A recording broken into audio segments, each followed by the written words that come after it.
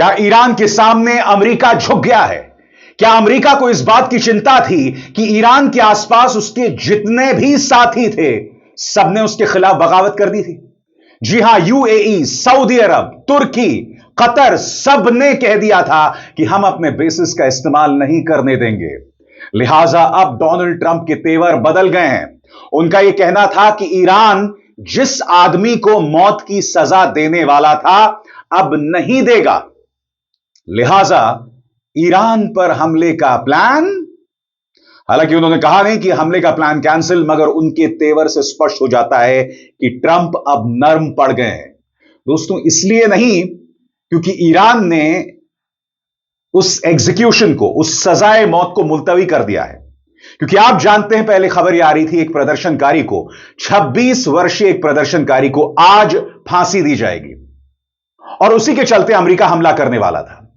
मगर आप जानते हैं, अमेरिका को हमला करने के लिए कोई वजह नहीं चाहिए। पिछली बार जब परमाणु ठिकानों पर हमला किया गया था, तब क्या वजह थी? फिर भी अमेरिका ने कर दिया था ना।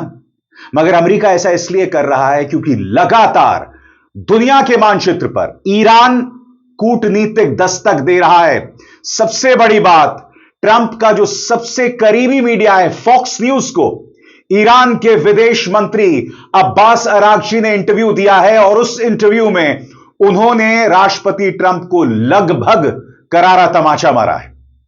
उन्होंने कहा है कि अमेरिका कहीं ना कहीं इस्राएल के हाथ की कठपुतली बन गया है, यानी कि योजना इस्राएल बनाता है और अमेरिका उसमें फंस जाता है। क्या क्या कहा अब्बास अरागची ने, वो पूरा इंटरव्यू मैं आपको दिखाने वाला हूं दोस्तों, क्योंकि वो इंटरव्यू अपने आप में दुनिया के मानचित्र में ईरान किस तरह से दस्तक दे रहा है, अपनी मौजूदगी दर्ज कर रहा है, यह स्पष्ट हो जाती है। मगर सबसे पहले सुनिए डोनाल्ड ट्रंप। बदले बदले से मेरे सरकार नजर आते हैं। सुनिए अब डोनाल्ड ट्रंप क्या कह रहे हैं। We have been notified and pretty strongly, but we'll find out what that all means. But we've been told that the killing in Iran is stopping, and it's stopped, and it's stopping. And there's no plan for executions or an execution or executions. So I've been told that on good authority. We'll find out about it. I'm sure if it happens, we'll all be very upset, including you will be very upset. But that's just gotten to me some information that the killing has stopped, that the executions have stopped. They're not going to have an execution, which a lot of people were talking about for the last couple of days. Today was going to be the day of execution.